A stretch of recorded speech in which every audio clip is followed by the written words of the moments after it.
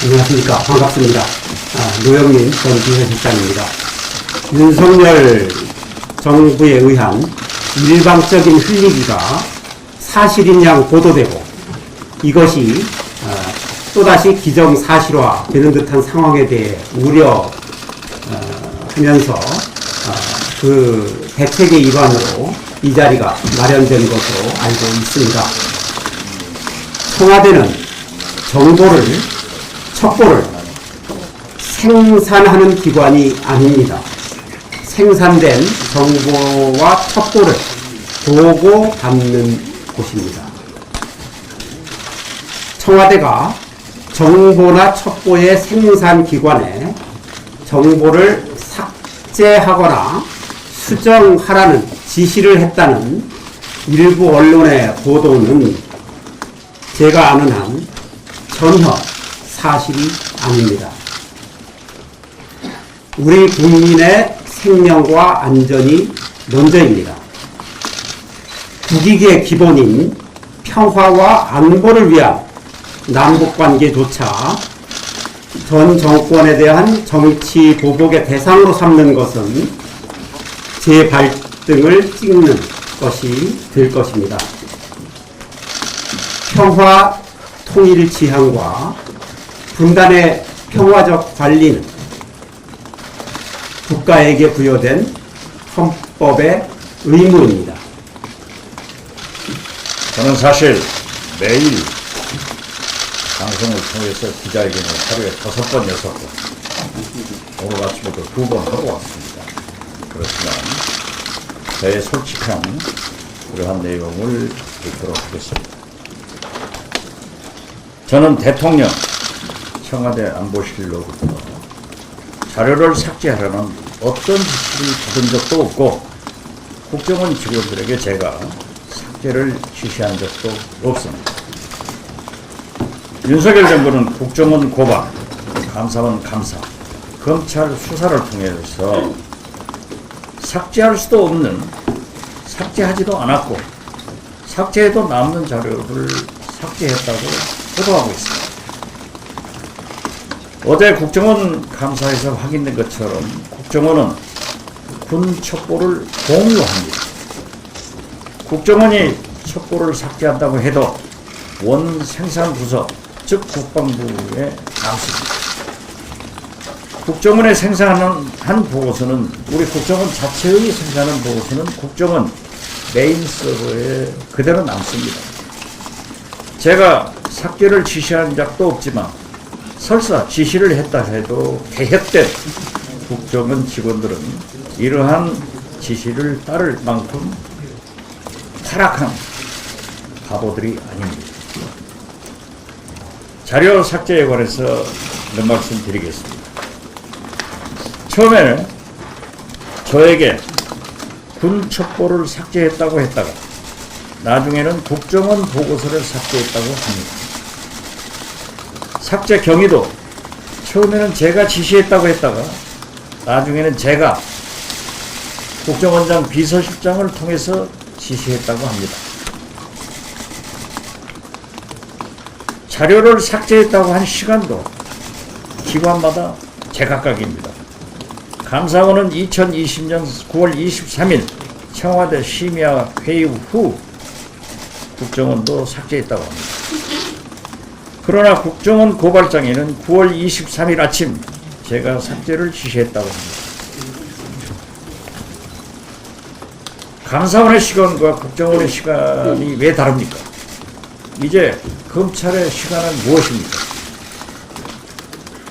대한민국 최고의 헌법기관, 최고의 정보기관이 없는 사실을 만들어내고 있기 때문에 앞뒤가 맞지 않는다고 생각합니다.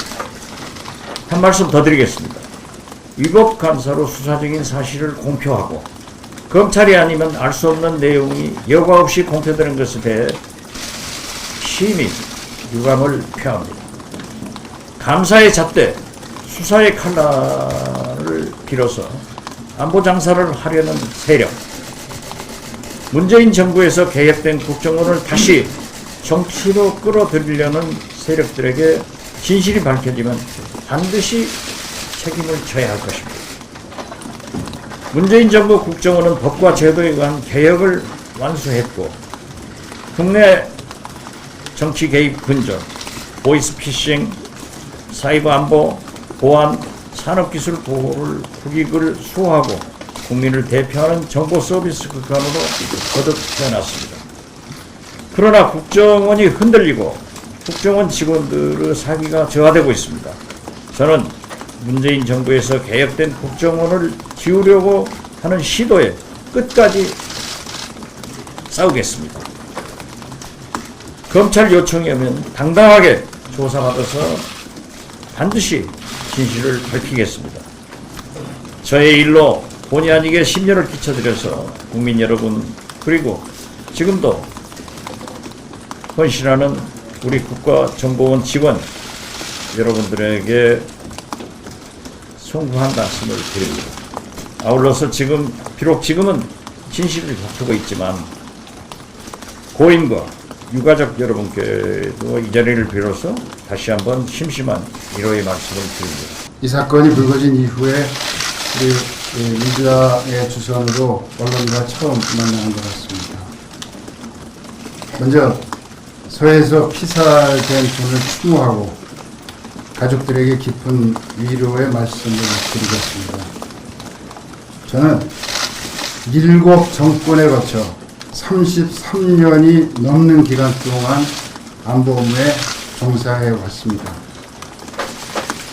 그동안 국가의 안보 그리고 국민과 사회의 안전을 업무의 최우선 기준으로 삼아왔습니다. 2019년 동해, 20년 서해 사건들도 같은 자세로 판단하고 조치했습니다. 지금도 충격이 가시지 않은 서해 공무원 피살 사건은 긴박하고 제한된 여건과 상황 속에서 당시 할 수 있는 최선을 다했습니다. 당시에 모든 상황을 투명하게 다 밝혔습니다. 근거 없이 월북으로 몰아간 적도 없고 그럴 이유도 실익도 없습니다. 자료 삭제 지시 없었습니다. 국민의 생명과 명예를 놓고 근거 없는 조작은 상상할 수도 없습니다. 우리 군, 해경, 국정원, 통일부, 안보실 모두 치우침 없이 직무를 다했습니다.